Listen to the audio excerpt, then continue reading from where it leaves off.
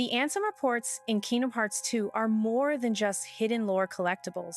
They are the emotional backbone of the entire series.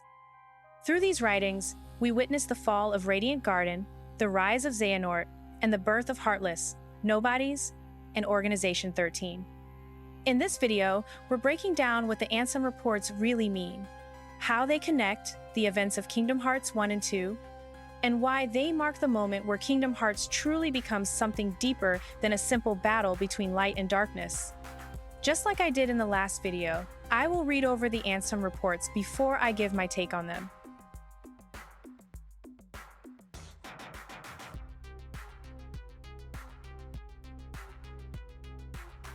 My efforts these many years have come to fruition, with the world I govern having become a paradise worthy of being called Radiant Garden. Nurtured by the pure water that is the source of life, fragrant flowers bloom in abundance, and the people face each day with hopeful smiles. But where there is light, darkness also lurks. As noted in my earlier reports, I must solve the mystery of this darkness of the heart. This paradise depends on it. I shall perform an experiment to probe the depths of a person's heart. One of my own apprentices, Xehanort, has volunteered to be a subject. The young man has served me ever since I nursed him back from death's door some years ago. He had lost all his memories at the time, but later showed remarkable intellectual curiosity and readily absorbed my teachings, gaining deep wisdom. Any mental immaturity is surely due to his young age. If I explore Xehanort's heart with psychological tests, I may be able to recall the past locked away within. My apprentice Evan has also shown great interest in Xehanort's memories. But is he really the right subject? Xehanort does indeed exhibit extraordinary talents. Too extraordinary. Perhaps they are even superhuman.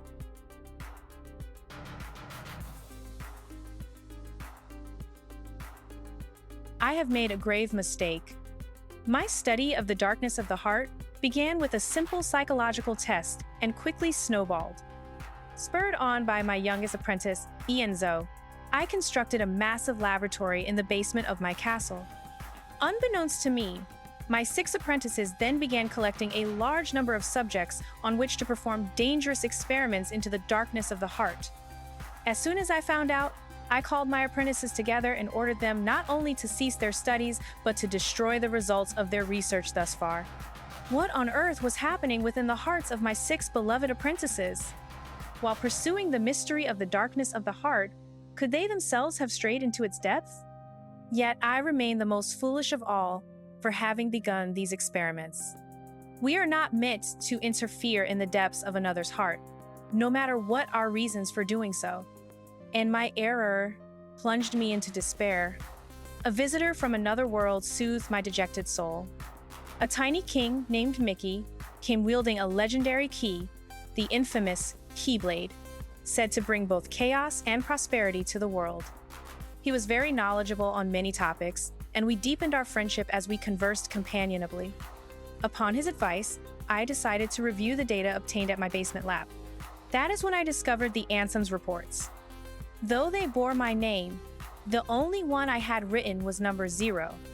Apparently, he had gone on to pen numbers 1 through 8 himself. Yes, the first subject in my foolish experiments.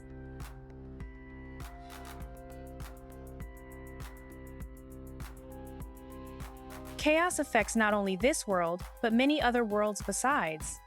In the Ansem's Reports, my apprentice Xehanort had written under my name. I found the records of his hideous experiments along with his hypothesis about the door that had appeared out of the darkness in my basement. All living things have hearts, and all hearts hold darkness deep within. Worlds are no exception. If a world is a being, the heart it holds must be colossal, and the darkness at its core must be monstrous indeed. Did Xehanort pass through that door in an attempt to contact that dark realm? No. Not only Xehanort, it appears my other 5 apprentices, believing it was for the sake of research, stared deep into the darkness and were pulled into it. Evan, Ianzo, Bragg, Dylan, and Alias, they have ceased to be human. I, too, have had everything taken away from me, banished to a hollow realm of nothingness. What is Xehanort hoping to gain with my pilfered existence? Will my people cease to smile? If the light of hope has been extinguished, I shall henceforth walk with darkness as a friend. Here, in the realm of nothingness to which I have been relegated, darkness in the midst of nothing, darkness in zero. Thus, I shall be known as Diz, discarding the stolen name, Ansem, and going in search of revenge.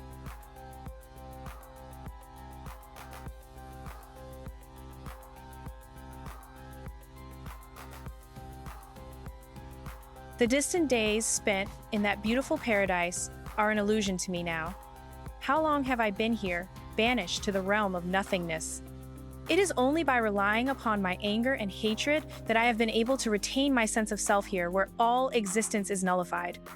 My heart is being overcome with hatred toward my apprentices, possessed by the darkness, and with the anger I feel for stupidly allowing myself to be betrayed. Is this darkness eating away at my heart? I cannot continue to idle away my time here. What are Xehanort and the others attempting to do?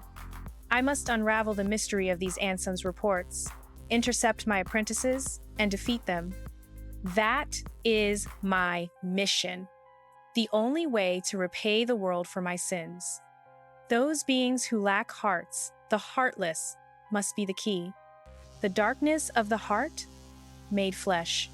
Cursed shadows, who not only lack hearts, but multiply by seizing hearts from any and all living things. Where have they come from? And where are they going? 3 elements combine to create a life: a heart, a soul, and a body. But what of the soul and body left behind when the heart is lost?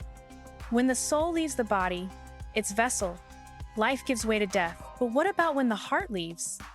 A being does not perish when its heart leaves its body. The heart alone disappears into the darkness. There is little time. If I remain in this realm much longer, I will certainly learn these answers the hard way. My heart is already a captive of the darkness.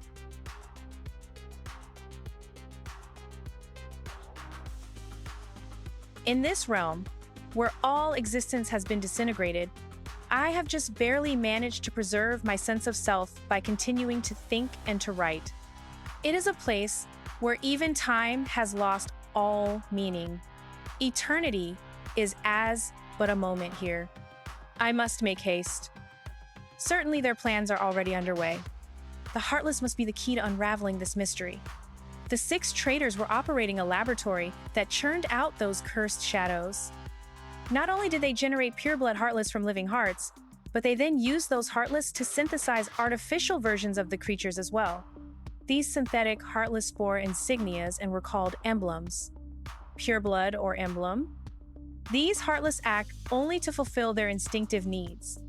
They single-mindedly detect hearts and swarm around them. A human's commands would be ineffective. The Heartless would easily steal the human's heart and use it to increase their own ranks. But what if an even stronger Heartless was giving the orders?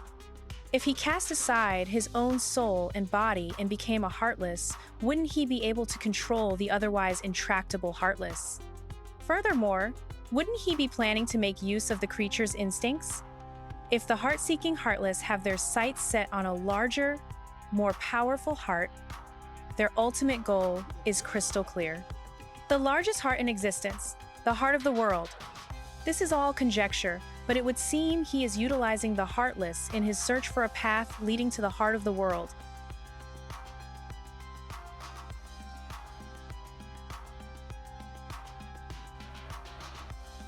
My choice to befriend darkness here in the midst of nothingness was a sound one. The moment I stared straight ahead with a calm heart, neither rejecting darkness nor fearing it, I gained a newfound power. A superhuman power, the power of darkness. It is likely Xehanort and the others were enraptured by this power, eventually becoming its prisoners. I do not intend to allow my heart to be devoured by the darkness, as they did, of course.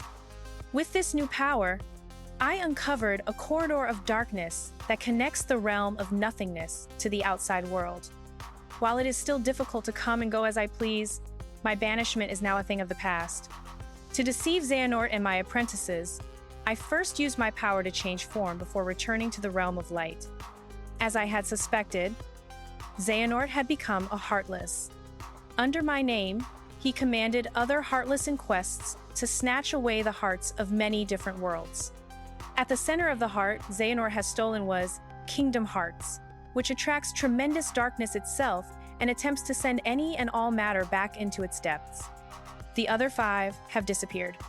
Have they become heartless, like Xehanort? Or did they vanish after Xehanort exploited them? I became familiar with an unusual entity while pursuing the truth. It is the soul and body that remain when a being loses its heart. When a Heartless is born, these entities disappear from the realm of light, to be reborn as entirely new beings in a completely different realm.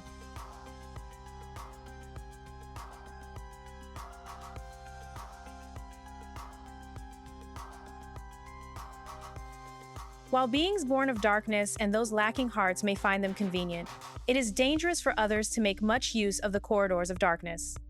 Darkness erodes the heart. In search of a place to proceed with my research and planning away from prying eyes, I found myself in Twilight Town. It is a quiet village, forgotten in the chasm between light and darkness. I situated myself in the basement of an abandoned mansion standing beyond the woods. My underground research resulted in one new discovery after another. When a Heartless is born, the body and soul left behind are reborn into this world as a different being.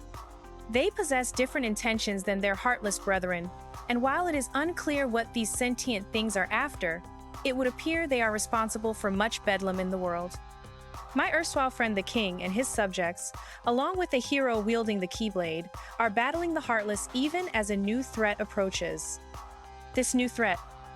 They have given themselves a fitting name, I suppose. These non-beings? Nobodies. A great number of nobodies have lost human form, as have the Heartless. Yet, the nobody born of someone with a strong heart retains its shape, with but the faintest visible changes. It appears my betrayers have retained their human forms as nobodies, and are gathering more followers in hopes of furthering a new scheme. Organization XIII. Formed of 13. Nobodies with my betrayers at its core has divided into 2. They are said to be carrying out some sort of research. Seeking to uncover the plans of this organization, I have decided to head for where 6 of its members have gathered. Towering over the outer limits of the realm between darkness and light, Castle Oblivion.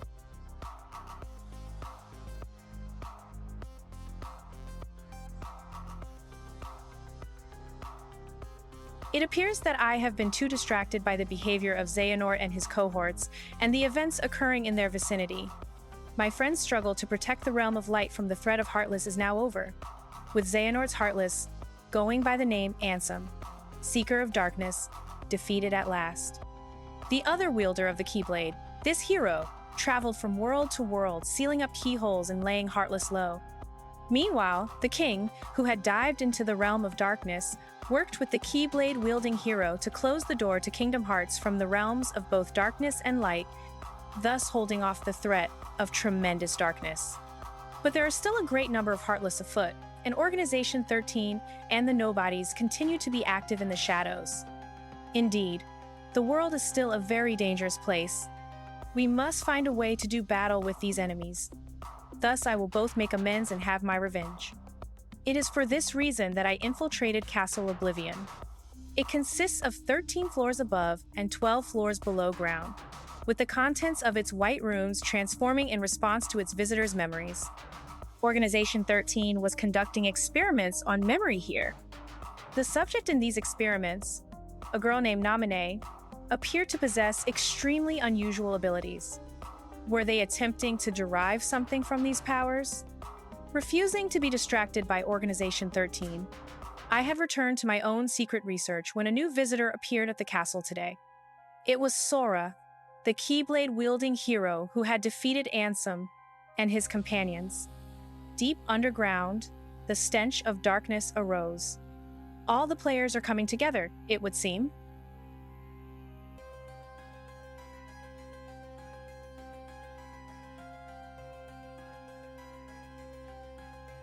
I I should have expected nothing less from a Keyblade-wielding hero.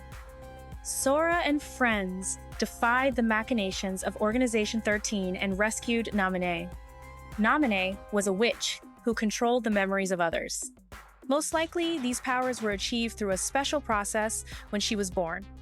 Naminé is a nobody, created when a young girl's heart left her body. Yet she has no corresponding heartless. This is because the young girl in this case was a princess. Kairi, a resident of Radiant Garden over which I had ruled, was one of the 7 princesses that uphold the realm of light. With no darkness in her heart, Kairi produced no heartless, and instead of vanishing, her body remained in the realm of light. In other words, both the nobody called Naminé and the heartless, proof of a lost heart, are extremely unstable beings who lack the bodies needed to produce a nobody. Therefore, they also lack Kairi's memories.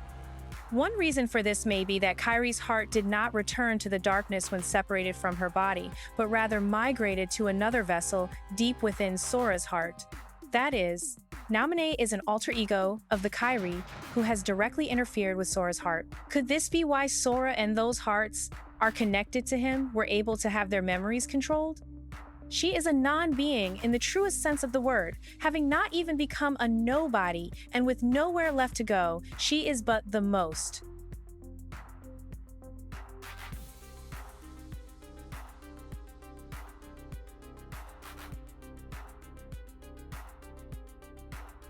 Sora went to sleep in order to recover the memories he had lost in Castle Oblivion. It would take quite some time to bring back all the memories he had created in his lifetime. But Organization XIII held sway over Castle Oblivion. Sora would need to be kept someplace more secure. I persuaded Naminé to move the slumbering Sora to Twilight Town for safekeeping. Naminé, as I have written before, she is a most unusual being. Born of the same process as a nobody, but lacking virtually all the elements of a nobody. Perhaps she continues drawing in hopes of capturing that which she lacks, the memories of others, especially Sora. I have arrived at a hypothesis. I believe that Naminé was born as a special type of nobody when Sora attacked himself with the Keyblade, causing his and Kairi's hearts to leave their bodies simultaneously. Naminé emerged as Kairi's nobody, but the body and soul necessary to exist as a nobody belong to Sora. When a person's heart is stolen, a heartless is born with no sense of self, and the body and soul left behind give rise to a nobody. But what if one willingly releases one's heart from one's body? Sora and Xehanort retained their selfhood even after becoming heartless. Then there are Kairi and Naminé. Kairi was exceptional for having had no darkness within her heart. Also exceptional was that her heart, once freed, migrated to a new vessel, Sora. The combination of the two theoretically unlikely exceptions may be behind this anomaly. There are matters I must attend to while Sora is sleeping. A new ally has appeared on the scene, Riku.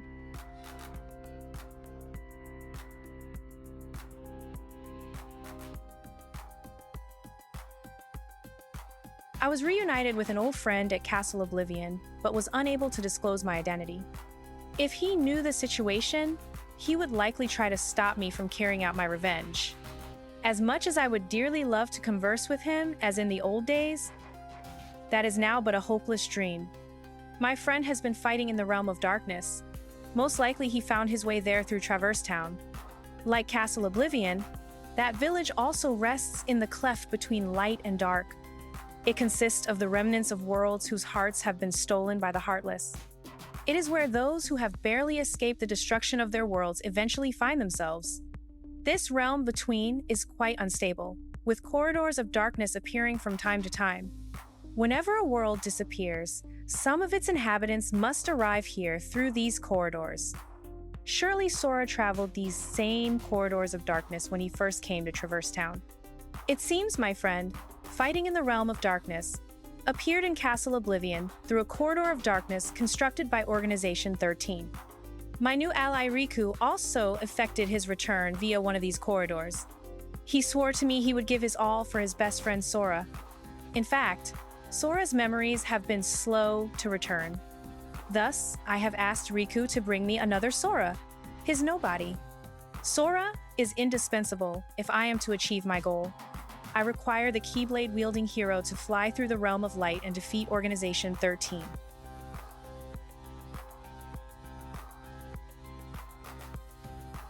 Apart from Naminé, nobodies retain their memories of their time as humans, but Sora's nobody, Roxas, has lost Sora's memories.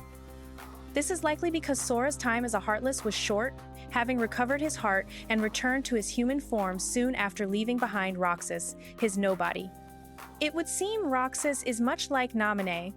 Naminé is Kairi's nobody, but came into being via Sora's body and soul. Likewise, Roxas is Sora's nobody, but was left behind because Sora's Heartless regained human form using Kairi's heart instead of his own. It may be that Sora's memories are slow to return because the half of him that is Roxas is still lacking. I must convert Roxas into data and return him to Sora. As a member of Organization XIII, it was exceedingly difficult to bring Roxas in. Having lost to Roxas once, Riku laid everything on the line and used the power of darkness in their second battle, only just managing to bring Roxas back with him. But Organization XIII grows ever nearer. Here, Twilight Town, is where Roxas was reborn as a nobody. This is where Roxas first encountered Organization XIII and joined its ranks. They are bound to search this place thoroughly. First, I shall convert all of Twilight Town into data and construct a world duplicate in Sora's memories. I shall place Roxas within that world to live out his days and regain those memories. There is little time. The organization's schemes must be making steady progress as well.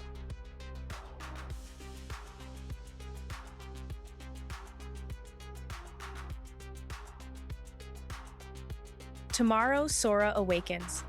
My long and drawn-out revenge is nearing its end. Xehanort, who took everything away from me, though as a Heartless he is no more. As the leader of Organization XIII, his ambition once again is to capture Kingdom Hearts, the most colossal heart of all. His Heartless had attempted to draw out the great darkness of Kingdom Hearts created from the hearts of all worlds. His nobody, however, is now almost finished gathering human hearts to be assimilated into Kingdom Hearts as well. The fool! Only one mystery remains. How did Xehanort manage to open the door that appeared in the basement of my castle? No. Any theory posited now, when everything is nearing completion, would be meaningless. Roxas, Ansem, Naminé, they defy all logic, yet there they are, singular exceptions to the rule. The theories proposed by me and by Organization XIII have been blown to pieces by a handful of strong-hearted individuals. Sora, Kairi, Riku. Ah, yes, Riku. Though his heart has its weaknesses, making it prone to darkness, he found support in the hope he discovered beyond suffering. This hope allowed him to stand his ground and turn the darkness in his heart from an enemy into his greatest weapon. When all this is over, it is my fervent hope that he will be able to return with Sora to his island. If I can, I should like to return to Radiant Garden, to look once more upon the beautiful water, the lovely flowers, and the hopeful smiles of the people. Dear King, my friend, I believe that at some point in time, you will come across these, my truthful accounts. How I wish I could have chatted with you again. I was a fool, obsessed with revenge. Forgive me.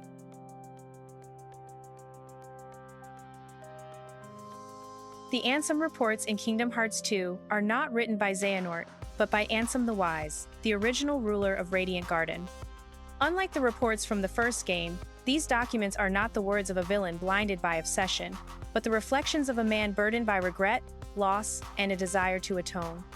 They chronicle the fall of Radiant Garden, the rise of Xehanort, and the birth of the central concepts that define the Kingdom Hearts universe: Heartless, Nobodies, memory, and the balance between light and darkness.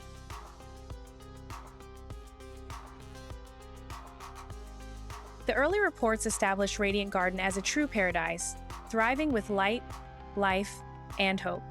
But Ansem the Wise immediately introduces the central truth of Kingdom Hearts. Where light exists, darkness also exists. His first great failure is not cruelty, but curiosity. His desire to understand the darkness within the heart leads him to experiment, beginning with Xehanort. This is the same mistake repeated throughout the series, seeking knowledge without respecting boundaries. Xehanort's extraordinary talents foreshadow his true nature. Even here, Ansem senses something unnatural about him, yet ignores his instincts. This choice sets everything in motion.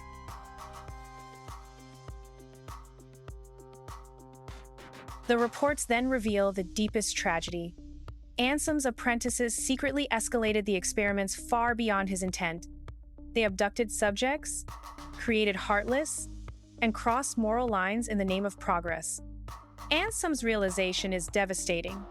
Darkness is not only something to be studied, it is something that corrupts the observer. His despair and guilt lead to his downfall, and he is cast into the realm of nothingness. Here, Ansem abandons his stolen name and becomes Diz, Darkness and Zero, symbolizing a man stripped of everything except anger and resolve. Darkness as power, not evil. One of the most important themes in these reports is the redefinition of darkness. Ansem discovers that darkness itself is not inherently evil. When embraced calmly rather than feared or desired, it becomes a tool. This is the key difference between Ansem the Wise and Xehanort. Xehanort is consumed by darkness. Ansem uses it without surrendering to it. This revelation explains corridors of darkness, Riku's growth, and the idea that balance, not purity, is true strength.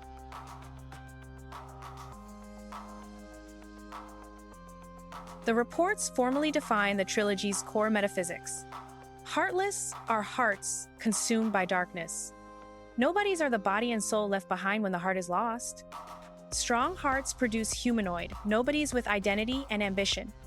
Organization XIII is revealed not as mindless monsters, but as beings desperately chasing meaning, memory, and wholeness. This is why they seek Kingdom Hearts, not for evil, but for completion.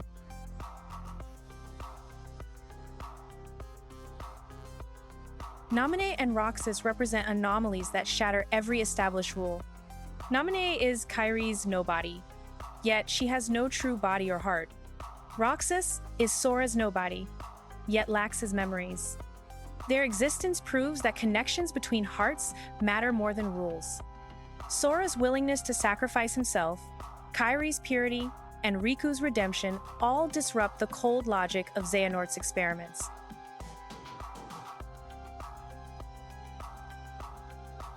The final reports make it clear that Riku represents the answer to everything Xehanort misunderstood.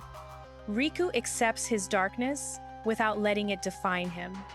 He does not seek power for knowledge or control. He finds hope beyond suffering. This balance allows him to succeed where Xehanort fails.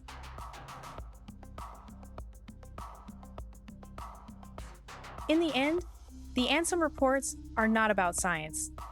They are about regret, responsibility, and redemption. Ansem the Wise realizes too late that hearts cannot be dissected like machines, and that connection, not control, is what gives life meaning. His final wish is not revenge, but forgiveness and a return to the world he once protected. The Ansem reports are where Kingdom Hearts stops being a simple light versus dark story and becomes something far more human. The Ansem reports reveal that the greatest threat in Kingdom Hearts was never darkness itself, but the obsession to control it. Through regret, loss, and reflection, Ansem the Wise leaves behind not just answers, but a warning, one that shapes Sora, Riku, and the fate of every world that follows. If these reports taught us anything, it's that hearts are defined by connection, not experiments, and that balance will always matter more than power. If you want to continue exploring the deepest lore of Kingdom Hearts, make sure to like the video, leave a comment with your theories, subscribe, and turn on the bell so you don't miss future breakdowns.